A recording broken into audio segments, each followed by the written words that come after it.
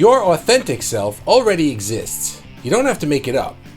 You merely need to discover it, unclutter it, and allow yourself to be honest about it. Find it in your mind first, and it will be the vision for everything you do. You and I are entrepreneurs, and I know your main concern in this course is to learn to build a solid brand image and ultimately a successful, thriving business. If you're like me, you probably became an entrepreneur because you dreamed of making a lot of money, doing work that you love, and having the freedom to live the life and lifestyle you want. For me, the culmination of all three of these is the definition of success. But for many entrepreneurs, and myself included for a very long time, the opposite can often come true. If only one or two of these is true, but you're missing the final piece or pieces, then true success eludes you. Now, why does this happen? Why do we end up having less freedom, needing to work longer, harder hours as entrepreneurs than if we just got our regular job? Maybe you suffer from the feast and famine syndrome, where money comes in waves and those waves can seem few and far between at times. Maybe you have lots of money and freedom, but your business has evolved into something that no longer really makes you happy or excited. And maybe you're able to make plenty of money doing what you love, but you feel unfulfilled outside of work. Or maybe, like a lot of entrepreneurs, you're struggling to some degree in all three areas. If any of those scenarios sound familiar to you, well, you're in good company. Many of us have resolved to the idea that that's just the price of being an entrepreneur. We wear our struggles proudly like a badge of honor. Well, I don't believe it has to be that way. Problems in any of these three areas are merely symptoms of being out of sync with who you really are. It all has to do with being in touch with your authentic self, understanding what it is and knowing how to live it fully in every part of your life, not just your business. So let's first define what I mean by authentic self, because the definition will be different for different people. Your authentic self exists naturally. On every level of your existence, you always know when you're being authentic or true to your own beliefs and desires, and when you're not. If you're spiritual or religious, then authentic self might be your inner being, your soul, your conscience, or your highest self. And if you're not, that's fine. In that case, it might mean your heart, your core genius, your highest talent, or your best self.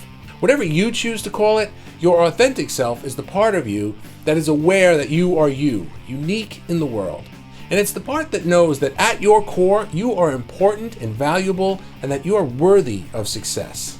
Whatever you want to call it, it's there. And it's your job to begin to tap into it, to see it, believe it, and to personify it, even if you only scratch the surface at first. The fact that you're here watching this tells me you already know that this part of you exists and that it's important. You may also be realizing some of the ways you've lost touch with this part of yourself, or how you've been suppressing it because it doesn't fit the image of what others might expect of you. And we'll get to that in a little more detail later.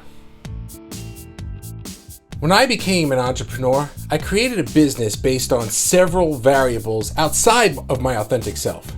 I had gone to school for graphic design, and I learned how to be a graphic designer. I learned the skills for logo design, marketing and advertising, all that stuff. Now, I had been a creative my entire life. From childhood, I was always drawing, making music and singing, writing stories and comics, and making movies and cartoons. It all just came naturally to me.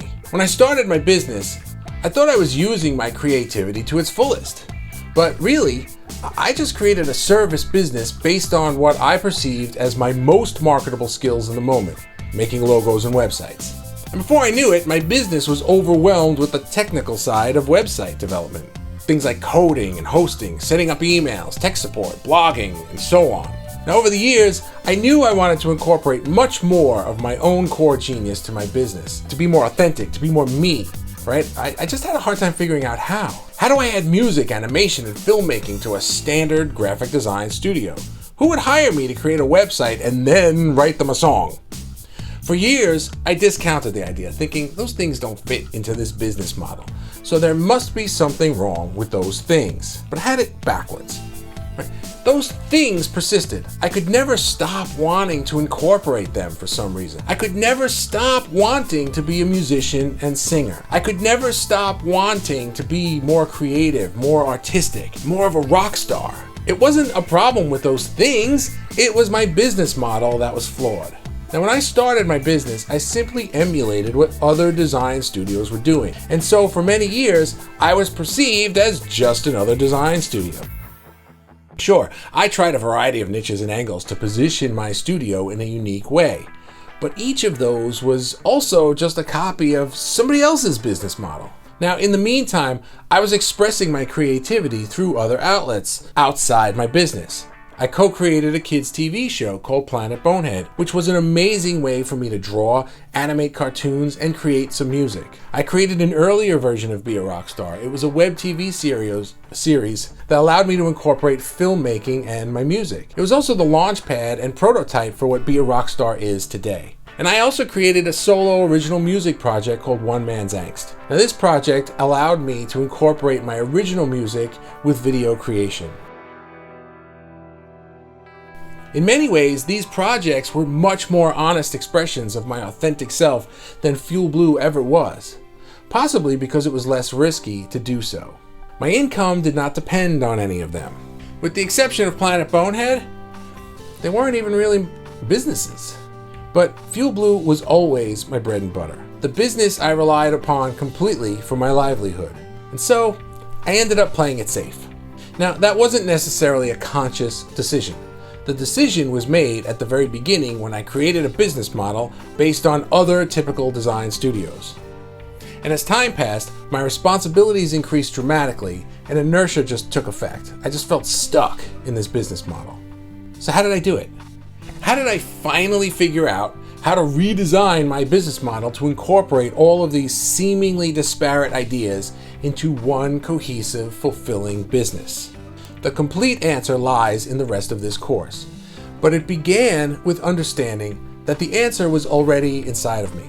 My authentic self has always been extremely fulfilling to me. When I was being creative, musical, artistic, Bobby, that's when I was in my element. When I was doing my creative work, even if it were only for me, I was happy. I also identified other aspects of my life I wanted to improve, and this part was less obvious, to me at least. I realized that there were fictional characters that I enjoyed emulating, even if only in my mind. My entire life, my heroes were characters with similar traits. Bond, Batman, the Doctor. All strong, quiet, solitary men who exuded self-confidence. I've always enjoyed watching them. But when I consciously began incorporating the characteristics that I most admired from each one of them into my everyday life, that's when the magic happened. Now, look, I know some of this might sound silly. I'm not saying just pretend you're Batman and your business will thrive. No, what I'm saying is look to your own heroes and begin to emulate the qualities in them that you most admire. They can be fictional characters or real people, whether you know them or not. Sports or political figures, relatives, business icons, anyone at all that embodies some qualities that you admire and wish to have. And you don't even have to like everything about them. Just cherry pick the parts that work for you and disregard the rest. I certainly don't wear a mask and beat people up at night. Well, not every night. Well, not if it's raining at least. Look, even when you're doing something mundane like driving or shopping, you have the ability to expand who you are in your mind. It's all in here. Actions have nothing to do with this. You don't have to do any of the things that they do, but you may realize that they share certain characteristics that you see in yourself. So find those characteristics in yourself and practice feeling them.